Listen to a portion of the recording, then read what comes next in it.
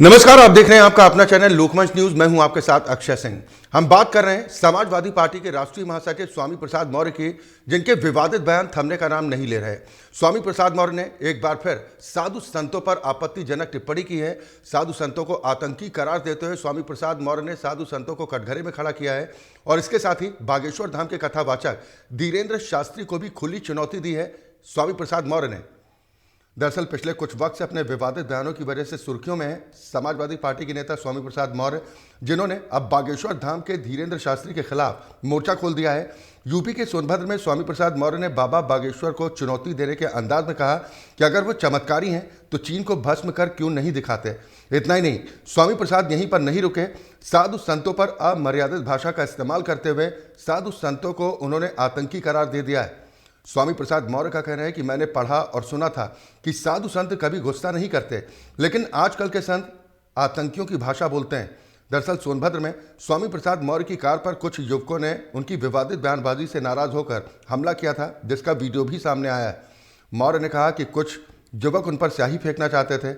आपको बता दें कि स्वामी प्रसाद पिछले कुछ दिनों से लगातार कभी रामचरितमानस को लेकर तो कभी साधु संतों पर लगातार विवादित टिप्पणी कर रहे हैं।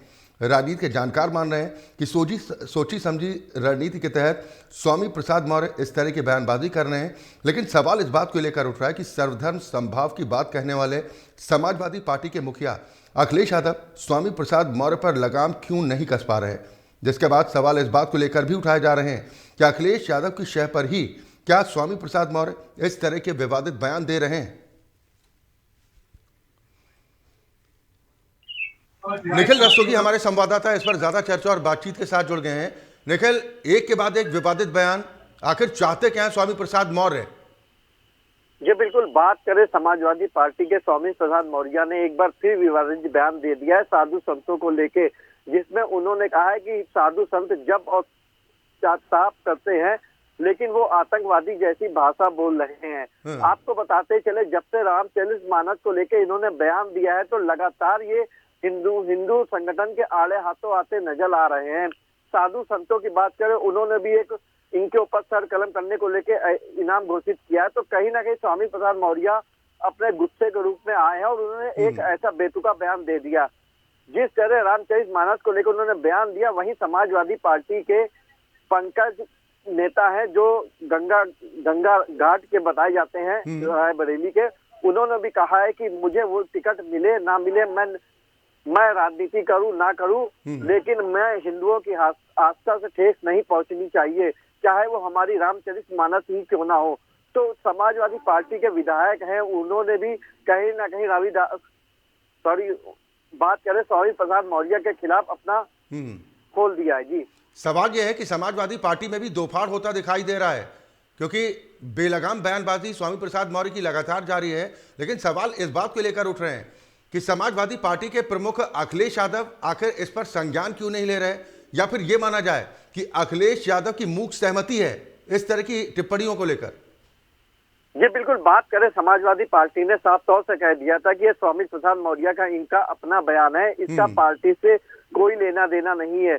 लेकिन क्या 2024 के चुनाव आने से पहले इतना बड़ा जो इन्होंने बयान दिया है, क्या ये पार्टी बदलना चाहते हैं या नहीं बदलना पाए? ये भी एक सबसे बड़ा सवालिया निशान है कि इनके बयान से अखिलेश यादव इनको पार्टी से निकाले तब ये दूसरी पार्टी चुने। अब देखने वाली बात है कि इनके बयान से क्या इनको पार्टी से निकाला जाता है या नहीं। लेकिन बयान दिए काफी समय बीत गया है, इनको राष्ट्रीय महासचिव का बना भी दिया गया है, लेकिन इनके बयानबाजी रुकने का नाम नहीं ले रहा है। जी नहीं, सवाल तो ये है कि स्वामी प्रसाद मौर्य लगातार बेलगाम होते दिखाई दे रहे हैं, उनके खिलाफ किसी भी तरह का कोई एक्शन नहीं हो रहा। उन हालातों में जब तमाम विपक्षी दल हिंदू वोटर्स को अपने पाले में लाने की कोशिश कर रहे हैं, अखिलेश यादव के सामने कोई मजबूरी है क्या स्वामी प्रसाद मौर्य? जी बिल्कुल, अब आप बता दें जिस तरह से इन्होंने बयान दिया है, अखिलेश यादव लगातार जिलो जा रहे हैं।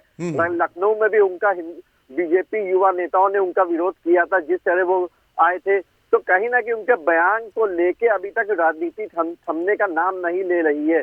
लेकिन सबसे बड़ी बात यह कि अखिलेश यादव क्या वजह है कि इनके ऊपर कोई एक्शन नहीं ले रहे हैं, सबसे बड़ा यही सवालिया निशान आ रहा है। क्या 2024 से पहले एक ये भी जानकारी सूत्रों द्वारा मिल रही है कि स्वामी प्रसाद मौर्य हो सकता है, सूत्रों द्वारा जानकारी मिले कि स्वामी प्रसाद मौर्य वापस बीएसपी में जा सकते हैं। लेकिन सवाल तो ये है ना कि इस तरह की टिप्पणी क्या बीएसपी सुप्रीमो मायावती को भी अच्छी लगेगी कि ऐसे नेता को अपनी पार्टी में लाएं जो विवादों में घिरा हो अपनी बयानबाजी को लेकर?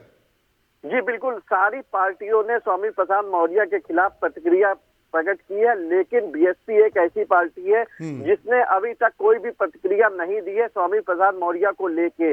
लेकिन अब देखने वाली बात है कि क्योंकि रामचरितमानस का मुद्दा थमने का नाम नहीं ले रहा है, और बात करें तो 2024 के चुनाव को लेके सबसे बड़ा मुद्दा बनने को तैयार हो चुका है।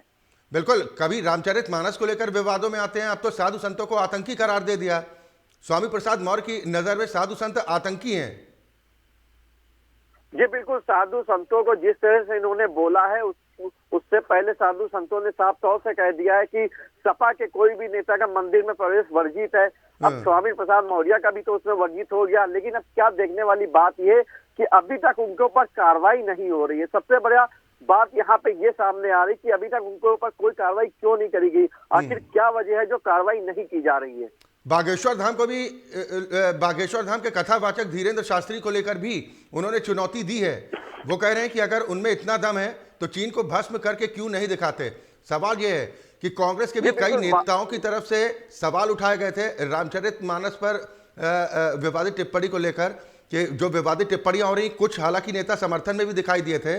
लेकिन आज बागेश्वर धाम खुद पहुंचे मध्य प्रदेश के पूर्व मुख्यमंत्री कमलनाथ, जो कि कांग्रेस के वरिष्ठ नेता हैं, यानी कि वो सॉफ्ट हिंदुत्व की तरफ लौट रहे हैं और समाजवादी पार्टी हिंदुत्व पर प्रहार कर रही है और उसके मुखिया लगातार खामोश बने हुए हैं। जी बिल्कुल, बात करें बीजेपी हिंदू के वोट पे कहीं ना कहीं सत्ता में काबिज हुई है और वो लगातार हिंदू के पक्ष की बात कर रही है। लेकिन सबसे बड़ा सवालिया निशान यहाँ पे ये आ रहा है कि जो इन्होंने बयान दिया था उसके ऊपर कार्रवाई क्यों नहीं करी जा रही है। बागेश्वर धाम के ऊपर भी इन्होंने अपद्य भाषा बोली, उसके बाद बागेश्वर धाम भी लगा। जी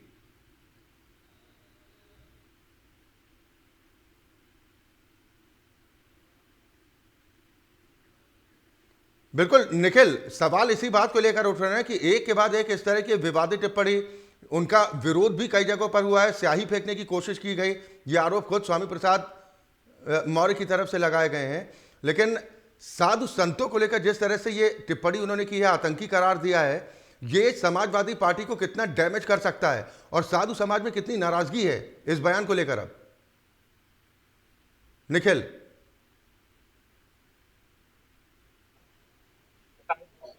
निखिल आवाज पहुंच रही है आप तक?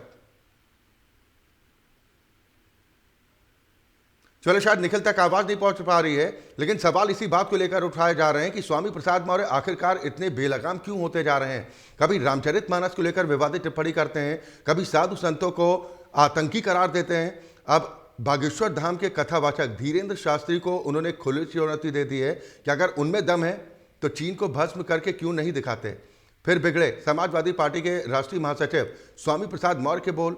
सवाल इस बात को लेकर भी उठाए जा रहे हैं कि आखिर पार्टी के मुखिया अखिलेश यादव की तरफ से स्वामी प्रसाद मौर्य की इस बेलगाम बयानबाजी पर रोक क्यों नहीं लगाई जा रही। सवाल इस बात को लेकर भी हैं कि क्या अखिलेश यादव की शह पर ही स्वामी प्रसाद मौर्य इस तरह की बयानबाजी कर रहे हैं। निखिल हमारे साथ एक बार फिर ज्यादा चर्चा और बातचीत के साथ जुड़ गए हैं। निखिल, इस बयानबाजी के बाद साधु संतों को जो आतंकी बता दिया, साधु समाज में कितनी नाराजगी देखने को मिल रही है। जी बिल्कुल, जिस तरह से साधु संतों को आतंकवादी कहा है कि उसके बाद से साधु संत काफी नाराज देखने को मिल रहे हैं और कहीं ना कहीं इनके खिलाफ लगातार फतवे जारी करते हुए नजर आ रहे हैं। लेकिन अब जिस तरह से इन्होंने बयान दिया है तो साधु संतों में काफी रोष देखने को मिल रहा है। अब देखने वाली बात यह होगी कि साधु संत आगे इनके ऊपर क्या बातें टिप्पणी करते हैं। लेकिन जिस तरह से हिंदू की भावनाओं को लगातार ठेस पहुंचती जा रही है, स्वामी प्रसाद मौर्य कहीं ना कहीं साधु संतों की क्या बात करें, अन्य हिंदू संगठन के नजरों में सामने आते रहे और आड़े हाथों आने वाले हैं। जी बिल्कुल, राजनीति के जानकार इस बात को मान रहे हैं कि ये समाजवादी पार्टी की एक रणनीति का हिस्सा हो सकता है, क्योंकि अखिलेश यादव की नज़र न सिर्फ मुस्लिम समाज के वोटर बल्कि दलित समाज, SC ST और OBC वोटर्स पर भी है। क्या ये किसी रणनीति का हिस्सा हो सकता है कि लगातार बेलगाम बयानबाजी कर रहे हैं स्वामी प्रसाद मौर्य और पार्टी के मुखिया खामोश हैं। जी बिल्कुल, बात करें तो सबसे बड़ा सवाल यहीं पे आ रहा है कि अखिलेश यादव अभी तक क्यों नहीं इस बयान को लेके स्वामी प्रसाद मौर्य से पूछ रहे हैं। सबसे बड़ा सवालिया निशान ये है, अखिलेश यादव जा रहे हैं तो उनका विरोध भी हो रहा है, उसके बाद भी अभी वो कुछ बोल रहे जीलो जीलो जा रहे हैं। बात करें तो स्वामी प्रसाद मौर्य के ऊपर स्याही तक फेंकी गई, लेकिन अभी तक कोई भी बयान कोई देने के मूड में नहीं है। तो यही सबसे बड़ा सामना देखने को मिल रहा है कि आखिर क्या वजह है जो स्वामी प्रसाद मौर्य के खिलाफ कुछ बोल नहीं रहे, ना उनसे कुछ पूछ रहे कि आपने ऐसा बयान क्यों दिया।